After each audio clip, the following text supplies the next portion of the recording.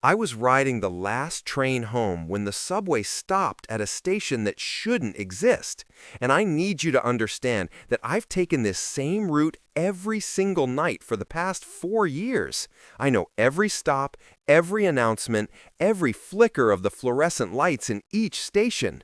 But when the doors opened at 11:47 p.m. on that Tuesday night, I looked out onto a platform I had never seen before in my life. The sign on the wall said Bellwether Station in that same old municipal font they use everywhere in the subway system. But the thing is, there is no Bellwether Station on the Red Line. There never has been. I've studied the subway maps obsessively because that's just the kind of person I am. And I'm telling you right now that this place did not exist when I got on that train at Union Square 40 minutes earlier. Before we go any further, I need you to do something for me. Hit that like button right now, because what I'm about to tell you is going to challenge everything you think you know about the infrastructure beneath our cities. And if you've ever had that feeling that something was off about a familiar place, that somehow the geography shifted when you weren't paying attention, then you need to subscribe to this channel and turn on notifications, because the story I'm about to share will stay with you long after this video ends. The platform was empty, completely deserted in a way that subway stations never are. Even at midnight, there's usually someone, a janitor or a transit worker, or at least one other passenger who missed their stop. But Bellwether Station was silent, except for the low electrical hum that seemed to come from everywhere and nowhere at once. I stood up from my seat because I was curious, I'll admit that, and my first thought was that maybe they just opened a new station and I somehow missed the news about it, except that didn't make sense because there were no construction announcements, no delays, no nothing. The other passengers on the train, maybe 6 or 7 people scattered across the car, none of them looked up from their phones. None of them seemed to notice that we'd stopped at a place that wasn't on the route. And when I glanced back at them, I felt this creeping sensation that maybe I was the only one who could see it. Maybe Bellwether Station only existed for me. The doors stayed open longer than they should have. That familiar chime kept repeating, that two-tone sound that means the doors are about to close, but they just stayed open, waiting, almost like the station itself was inviting me to step out onto that platform. I don't know why I did it. I should have stayed on the train. But something pulled me out onto that platform. Some combination of curiosity and that strange magnetic feeling you get when you know you're seeing something impossible. The moment my feet touched the concrete, I heard the doors slide shut behind me with a finality that sent ice through my veins.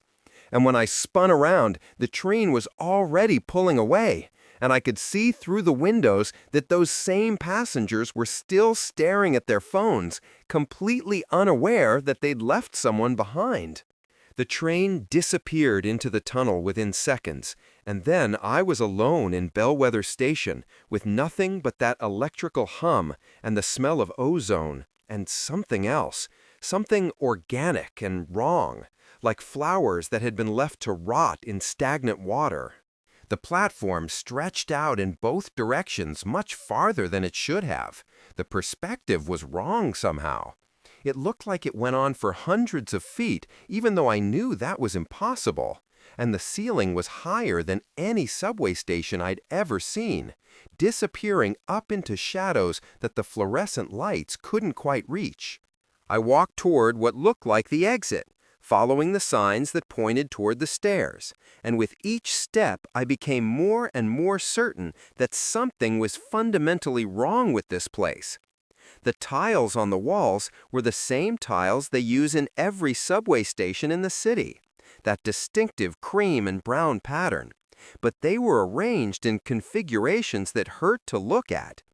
Geometric patterns that almost made sense but didn't quite, that seemed to shift and rearrange themselves in my peripheral vision. I need to pause here for just a second and ask you something important. Have you ever experienced something like this and kept it to yourself, afraid that no one would believe you? Afraid that people would think you were losing your mind? If that's you, comment below and write, "I've seen places that shouldn't exist." You don't have to share details if you're not comfortable, but let others know they're not alone. The stairs went up and up, far more stairs than should have been necessary to reach street level. I counted them as I climbed, 147 steps, which is insane, because even the deepest subway stations in the city don't require more than 80 or 90 steps to reach the surface. And the walls alongside the stairwell were covered in tiles that showed murals I'd never seen before. Scenes of a city that looked almost like ours, but not quite. Buildings with too many windows, streets that curved in impossible ways, people with faces that were slightly too long. My legs were burning by the time I reached the top, and when I pushed through the turnstile, there was no one in the booth, just an empty chair and a cup of coffee that was still steaming, like someone had just gotten up and walked away seconds before I arrived. The entrance hall was massive, cathedral-like, with vaulted ceilings and columns that seemed to be made of some kind of dark, slightly translucent stone. And in the center was a map of the subway system encased in glass. And when I looked at it, I saw that it showed dozens of stations I'd never heard of, lines that crisscrossed the city in patterns that made no geographic sense. Stops with names like Nowhere Junction and The Underneath and Forever Terminal. I found the exit after what felt like 20 minutes of wandering, and I pushed through the heavy doors expecting to see the familiar street. But instead, I stepped out into a version of the city that was almost right, but catastrophically wrong.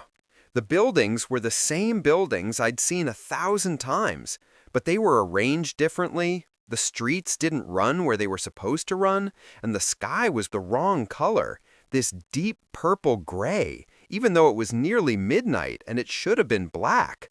And there were no stars, no moon, just that uniform purple gray that seemed to press down on everything. The street sign said I was on the corner of Fairmont and 23rd, which should have been impossible because those are parallel streets on opposite sides of the district. But here they were, crossing each other at a perfect 90-degree angle. I started walking. I pulled out my phone, but it showed no service. And when I tried to open my Maps app, it just spun and never loaded. And the battery percentage seemed to be counting down faster than it should, dropping from 73% to 68% in maybe 30 seconds. The streets were too quiet. There was no traffic noise, no distant sirens, no hum of the city, just silence and the sound of my own footsteps echoing off the buildings. I passed other people on the sidewalk, not many, but some, and every single one of them looked at me like they knew I didn't belong there, like they could tell I was from somewhere else. A woman in a long coat walked past me, and as she did, she leaned in close and whispered, "You should go back. You should go back right now while you still can." And when I turned to ask her what she meant, she was already gone. I found myself walking in circles, but every time I came back to an intersection I thought I'd passed before, something was different. A building had changed color, a storefront had a different name. Time felt wrong too. My phone said it was 11:52 p.m., only 5 minutes after I'd stepped onto the platform at Bellwether Station, which couldn't be right because I'd been walking for at least half an hour. And then I blinked and checked again, and it said 11:51 p.m. Time was moving backward or not moving at all. I tried to find Bellwether Station again so I could go back down and wait for another train, but the station wasn't there anymore. The building it had been in was now a bank, or maybe it had always been a bank and the station had only existed for those few minutes I needed it to.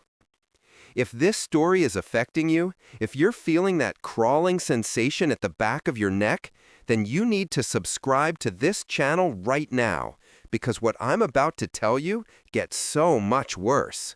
Don't forget to like this video too. I need to know that this story is reaching the right people.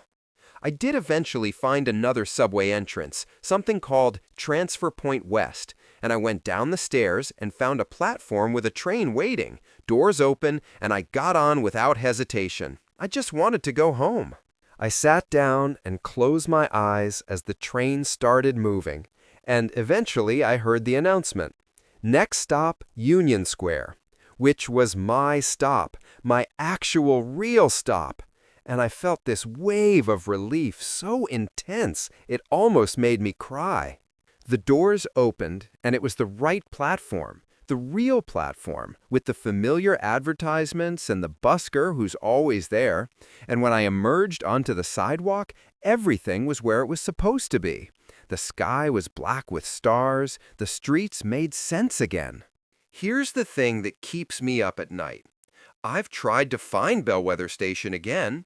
I've ridden the Red Line at the exact same time. I've searched online for any mention of it, and there's nothing. It's like it never existed at all. But I know it did, because when I got home that night and emptied my pockets, I found a subway token I didn't have before, an old-fashioned token.